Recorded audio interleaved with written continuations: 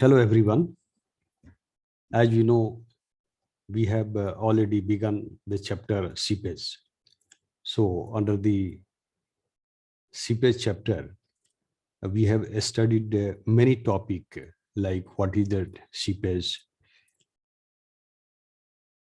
types of flow, Laplace equations. We have also talked about the flow nets. Under the heading flow nets, we have studied what is flow lines, equipotential lines, what is flow channel, what is field, right? Equipotential lines, equipotential drops. We have also studied about how we can determine the seepage using the flow net, right? What is the utility? What are the utilities of flow net? What is exit gradients? All these points we have already covered in the previous lectures, right? So today we are going to talk about some new topics, which is definitely under the chapter seepage. So let us begin. Seepage pressure. What is seepage pressure? Water exerts a pressure on the soil through which it percolates. I've already given you example of the reservoir, right? The suppose the earthen dam is having water, right? The reservoir having the earthen dam, right? So what is going to happen? As the water level in the reservoir will increase, the pressure on the surface of the earthen dam along the upstream side will also increase, right? Because the definition of the seepage, what it says that definition of seepage says that it is the flow of water under gravitational flow through the porous media. So earthen dam is a porous media, right? Seepage may take place either through the body of the dam or through the foundation of the dam, right? Depending upon the type of soil. Suppose foundation of the earthen dam is pervious soil. In that case, the seepage is also possible. The seepage may take place from the ground surface to the up to the groundwater table. That means from top to bottom, or what we can say from the downward directions, right? And in upward direction also it is possible. So water exerts a pressure on the soil through which it percolates. This pressure is known as seepage pressures. So suppose on the upstream side and downstream side of the earthen dam, the hydraulic head or the head loss is H, right? And let us take the example, the thickness of the earthen dam, let us take Z, right? So how much seepage pressure is going to be developed along the upstream side of the earthen dam? Or we can also say on the surface of the earthen dam, how much seepage pressure is going to work. So how we can calculate? Seepage pressure is nothing but the hydraulic head or the head loss multiplied by density of water. It will be the seepage pressures. So this we can also write as H by Z. We can multiply by Z, right? So Z is nothing but it is the thickness of the soil through which the percolation takes place, seepage takes place, right? So this further we can also write H by Z, as you know, it is called a hydraulic gradient. So seepage pressure is equal to hydraulic gradient, right? Into Z is the thickness of the soil, mass, and the density of water. So how we can find out the total seepage force? As you know, the pressure is nothing but force per unit area, right? So seepage pressure is known. So how we can find out the total seepage force, which is going to work on the upstream surface of the earthen dam? Let us see. Total seepage force Z transmitted to the soil by seepage is given by the product of the seepage pressure multiplied by the total cross-section area. As you know, the seepage pressure is the force by area, and we want to know what is the total seepage force. So indefinitely, we have to multiply the seepage pressure by the total cross-section area A, over which the seepage pressure acts. We can consider any cross-section area, capital A, on the surface of the earthen dam, right, in which water is stored, right? We can take the example of the water reservoir. So the total seepage force, we can write the seepage pressure multiplied by the cross-section area on which the pressure acts. Okay, the seepage pressures already we have written here, Iz gamma W into A, right? So this is one thing also we can consider here. Iz into A is nothing but is the volume. Okay, Z is the thickness of the soil, and A is the cross-section area on which the seepage acts, seepage pressure acts, we can say. This force is uniformly distributed throughout the volume of the soil mass, right? So based on this, we can also calculate the seepage force per unit volume. So seepage force per unit volume, we can denote by a small z. So this is the total seepage force, right? So what will be the seepage force? That means what will be the value per unit volume? How we can write? This divided by ZA. We can see this equation. Seepage force per unit volume. This is the total seepage force divided by volume. Z into A is the volume, right? So this we can write I gamma W. The seepage pressure always acts in the direction of the flow. Direction of the flow means in the reservoir, water is just stored. That water is going to apply the seepage force or seepage pressures on the surface of the earthen dam, right, along the upstream side. So what is going to happen here? The direction of flow will be through the body of the dam also, we can say, or through the foundation of the dam. So depending upon the direction of the flow, seepage may increase or decrease the vertical effective pressure of the soil. Vertical effective pressure means here we are going to consider, suppose the seepage is going to take place from top to bottom. That means in downward directions. Okay. So if flow occurs in the downward direction, effective pressure is increased, and if the flow occurs in the upward direction, the effective pressure is decreased, right? So what we can say, suppose this is the effective pressures, and this is the pressure due to the submerged weight of soil. This also we have to understand. Effective pressure, suppose the seepage is going to take place from the ground surface to the groundwater table. That means in downward direction, right? So you have to know that the water is going to apply the seepage pressures from ground surface to the downward directions. In addition to that, the soil which is submerged, see, Z is the thickness of the soil, right? And gamma dash is the submerged density. So this is the pressure due to the submerged weight of the soil. So this is also going to apply the pressures, right? This is also going to apply the pressure, and seepage pressure is also there. So these two pressures are there. So if pressure is going to work in downward direction, in that case, both will be added. The pressure due to submerged weight of soil plus seepage pressure. Suppose the uplift pressure is going to work. Suppose seepage is going to take place from bottom to top. That means towards the ground surface. That means from bottom to top. In that case, the seepage pressure will be negative. Minus sign will be there, and Z gamma dash is the submerged density. Z gamma dash is the submerged density. This is also going to create the pressures, right?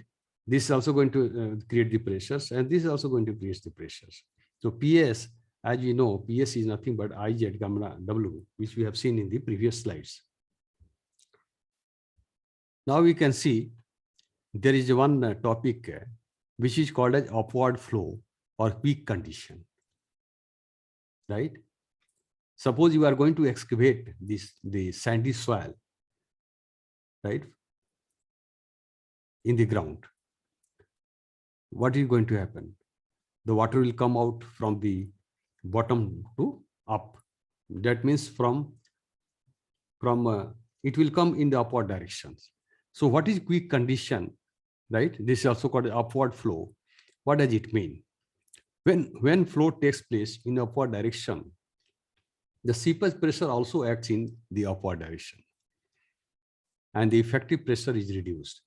As we know, effective pressure is nothing but seepage pressures, the pressure due to the submerged weight of soil plus minus seepage pressure. So we can see effective pressure is here because seepage pressure acts in the upward direction. So it will be the minus sign because it is working in the upward directions. And this is the pressure due to the submerged weight of the soil. If the seepage pressure becomes equal to the pressure due to submerged weight of soil, right? Submerged density multiplied by the thickness of the soil. So this pressure is called as pressure due to submerged weight of soil. So if both is going to become equal, in that case, effective pressure will become 0. So in such a case, a cohesion soil loses all its shear strength. Suppose you are going to excavate the soil below the ground level, which is a cohesionless soil, right? So what it has been found that if this Z gamma dash is equal to seepage pressure, this will become 0. Okay. So normally what happens? The cohesionless soil. Normally this condition occurs in the cohesionless soil, and the cohesionless soil loses its shear strength. In that case, what happens? The soil particles have a tendency to move in the direction of the flow, because seepage pressure is going to take place from bottom to top. Okay, so that is the direction of the flow. So cohesionless soil will lose its strength, right? So in that case, what is going to happen? The lifting of soil particle will take place. The particle will start coming in the upward direction also. That is called as peak condition or boiling condition or quicksand. So we can say that quicksand is not a type of sand. It is the flow condition, right, occurring within a cohesionless soil when its effective pressure is reduced to 0 due to the upward seepage pressures, right? So during quick condition, what is going to happen? This and this is going to become, suppose, equal, then it will become to 0. So definitely we can write like this way. So PS is equal to Z gamma W, Z gamma dash, and PS is equal to IZ gamma W. We have already seen in the previous slide. So we can write I is equal to IC gamma dash by gamma W. So what I'm trying to say here, if this conditions occurs in the field, this the pressure due to submerged weight of soil is equal to pressure seepage pressure. In that case, the whatever the hydraulic gradient we are going to get is called as critical hydraulic gradient, IC, and from this equation it will be equal to gamma dash by gamma W. That means submerged density divided by density of water. We have already seen in the soil as a three-phase system this correlation, gamma saturated is equal to this much, right? And we also know that the submerged density is equal to saturated density minus density of water. Okay, so if you are going to substitute the values of gamma saturated, this value, we can get the gamma dash is equal to this much, G minus 1 into gamma W by 1 plus C. So we can write I is hydraulic gradient, which is going to become a critical hydraulic gradient, which will be equal to G minus 1 by 1 plus C, right? So IC we can write G minus 1 by 1 plus. So this is called a critical hydraulic gradient. Okay. So the hydraulic gradient at which quick condition occurs is called the critical hydraulic gradient. Quick condition occurs in case of quick conditions. Normally it occurs in the cohesionless soil, and in that case, the cohesional particles loses its shear strength properties, and in that case, the particles starts moving in the upward direction, right? because the seepage pressures has become equal to the pressure due to the submerged bed of soil. Okay. So this is called a critical hydraulic gradient. And the practical example of the possibility of occurrence of weak condition is an excavation carried out in the sand below groundwater table, where water is usually pumped out of the excavation to allow working in dry. So this is possible in the whenever you are going to excavate this sandy soil below the groundwater table. So there is a chance of weak condition, right? This type of condition or flow condition will occur. So this is about the quick conditions. Now we shall talk about the another topic, which is called as piping. What is piping? Piping is defined as the movement of soil particles by percolating water, leading to the development of a channel. Okay. So you can see this dam constructed on the pervious foundations. This is a reservoir, right? So what is going to happen in this case?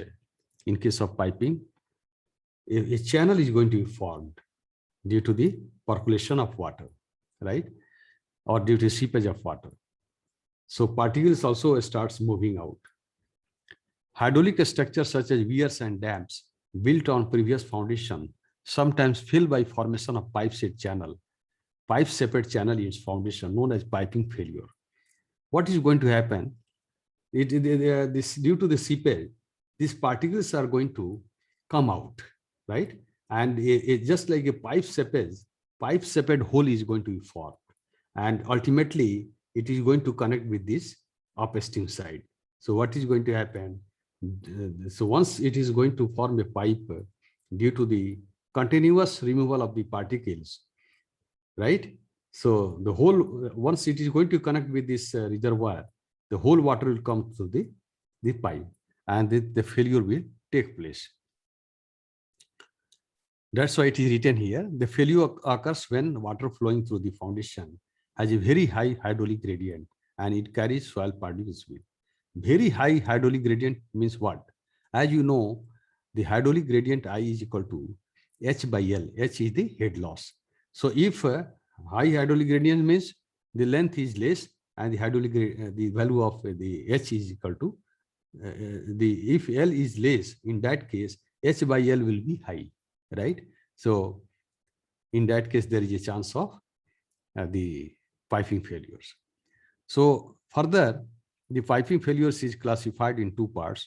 The one is called as backward erosion piping failure and another is called as heave piping failures. See, the erosion is going to take place in backward directions, right? Once seepage is going to take place, once the seepage through this below the base of the foundation is going to take place, in that case, what is going to happen? The particles will come out, right? But the particles come out and the hole is going to extend towards the reservoir, right? So in the form of a channel is going to form in the just like a pipe, okay? And once it will be connected, the whole water will go out and this dam will fail, okay? So backward erosion piping, that's why it is written here. This type of piping begins with the removal of soil particles by flowing water near the exit point. This is the exit point, okay? The whole extends upstream along the foundations. Upstream side, it is going to extend this side, as I told you, and the reservoir water will come through this pipe and the dam will fail. This is called a backward erosion piping failure. Let us take one example. You can see this is a reservoir, right? Water is stored in the reservoir and this is the earthen dam. You can, the seepage is taking place, okay? And this seepage here, the seepage is taking place through the body of the dam. So what is going to happen? The soil particles are going out and the hole is going to be made towards the upstream sides. So once this hole is going to be connected in the form of a pipe to the upstream side, the whole water will come through this pipe form shape, which is going to be made in the earthen dam, right? So the whole water will come out through the pipe. The piping failure will occur. Backward erosion, that's why it is called as backward erosion. Backward erosion means that it is going in the backward direction. That means towards upstream side is caused by percolating water, and the piping begins from when the hydraulic gradient at exit, known as exit gradient, exceeds the critical hydraulic gradient, right? If exit gradient, we have already studied delta H by L is the exit gradient. Backward erosion piping may also occur in the body of the earth structure, such as earth dam. It may also take place in the body of the dam. It may also take place when the earthen dam is constructed on the pervious foundation. Such failures may occur when the seepage is almost horizontal towards the downstream phase. This is the downstream side, and this side water is the upstream side is there. This is also one of the example. See, piping failure has taken place through the body of the dam, and here piping failure has taken place through the foundation of the dam. Okay, so this is the piping failures. Now we shall talk about the next piping failure, which is called as heave piping failure. Failure by heave piping occurs in the form of a rise or heave of a large mass of soil due to seepage pressure acting in the upward direction on the downstream side of the hydraulic structure. See, this is the hydraulic structure. Suppose this is a seat pile, right? So you can see here the reservoir is there, and definitely the water pressure is going to work like this way because it is a pervious foundation. So water, the flow lines are going to work in this direction. This is the downstream side, this is the upstream side. So pressure due to the water, due to the seepage pressure, what is going to happen? This you can see here the seepage pressure acting in the upward direction. This is the upward direction, right, on the downstream sides. So what happens when the seepage pressure due to the upward flow of water is greater than the submerged weight of the soil? Definitely, this side of the, that is the downstream side, is this part is called as submerged weight of pressure due to the submerged weight of soil. So this will first try to stop the seepage, right? This will try to stop the failures, formation of failures. But once the pressure is going to increase, right, from this side to the upward direction compared to the pressure due to the submerged weight of the soil, because this soil is also going to apply the pressure due to the submerged, right? This is the submerged part, and here upward seepage pressure is going to work in the upward direction. So seepage pressure is more compared to the pressure due to the submerged weight of the soil, which is available here. The failure takes place, okay, in the form of heave. This soil will come in the form of a heave. This soil will be raised. You can see this figure, then it will be clear to you. You can see here this side reservoir is there, and this the cohesional foundation or pervious soil is there. So water pressure is going to come like this, and it will going to work in the upward direction. So here definitely the pressure due to the submerged weight of soil will work here, and the upward seepage pressure will work in the upward direction. So if this pressure, seepage pressure is more than the pressure due to the submerged weight of the soil, this what is going to happen? The whole soil will come in the up. It will be raised in the form of a heave. Okay. So that is called as the heave failures, which we have seen in the previous slides. Now we can see how we can control the piping failures, right? What are the procedures? So the first control measures is by increasing the path of percolations. Path of percolation, as you know, hydraulic gradient is nothing but the head loss or the hydraulic head divided by the thickness of the earthen dam, also we can say, or the length of the or the width of the base of the earthen dam. So I is equal to the hydraulic gradient depends upon the path of percolation. If path of percolation is more, that means if hydraulic gradient is less, in that case we can control the seepage. right? It is written there, if the length of the path is increased, the exit gradient will decrease to a safe value, which can be done as under increasing the base width of the hydraulic structure. We can increase the base width of the hydraulic structures. Then what is going to happen? The hydraulic gradient will decrease, right? And we can control the piping failures. Next, providing vertical cutoff wall below the hydraulic structures. Vertical cutoff walls you can see. So this is the earthen dam, and the foundation soil is also a pervious soil. So what we can do, we can make a we can excavate this foundation, right? Below this part also we can excavate it, and we can put some impervious materials, right? So this above the foundation, this materials we can call it as a core, and the material which is below the foundation level, the same material we can call as a cutoff. So this we are going to excavate, and we are going to fill the impervious materials. So what is going to happen? The seepage will also not take place through the body of the dam as well as through the foundations. Both we can control here. Providing upstream impervious blanket. See, if you are going to provide impervious blanket on the upstream side, the seepage can be controlled through the body of the dam and also through the foundation of the dam, right?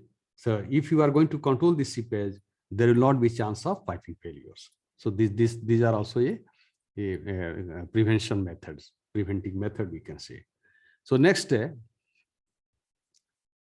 reducing seepage by providing impervious cores, which we have also discussed in the previous slide. So if you are going to use the clay, right, which may clay core it is written here. So if you are going to provide the clay in the center of the earthen dam, the seepage can be controlled, right? Phreatic lines is nothing but the flow lines. So this can be controlled, right? The next is providing drainage filter in the form of a horizontal rock toe and chimney drain. So see, if you are going to provide here horizontal toe, this is rock, the toe, this is the crest, right? So if you are going to provide some the gravels materials, in that case, the pressure will not be generated. The pressure will be released, right? And the piping, there will not be chances piping failures. So now we can see here, the next one, the chimney drain. This is called a chimney drain. Suppose this is a free seepage line, and if you are going to make a chimney drain here, chimney drains, definitely it will have some gravel materials or sand and gravels, right? So the water will automatically seep through this. It will seep easily. That means pressure will not be generated, because the pressure is the problematic for the piping failures and the damage of the earthen dam. So now the next point is providing loaded filter. What is going to happen loaded filters? Suppose you are we are talking about the heave failures, okay? So this we can control for piping failures, but here you can see that to control the heave failures, what we can do? Suppose you are going to use here along the downstream sides sand and gravels, right? Why heave is going to occur? Because the pressure developed through the through the bottom of the foundation is very high. Okay, so once pressure is generated, the whole soil, right, and this whole soil, the submerged pressure due to submerged weight of soil, we can say, the whole soil is going to be lifted in the upward. That is called as heave. Okay, but if you are going to fill here the sand and gravel, the pressure will be released, right, are provided at exit point to decrease the upward seepage force. Hence, control heave failures. The pervious materials does not increase the hydrostatic pressures. What does it mean? If you are going to put the pervious materials here, like sand and gravels, the hydrostatic pressure will be released, and it will not be, pressure will not be more. The seepage will easily come through this, and the pressure will be released. Hence, this will not be lifted. This will not be formed in the, this will not be in the form of heave. So this is all about your today topic. So tomorrow we shall go for the next topic. Thank you very much.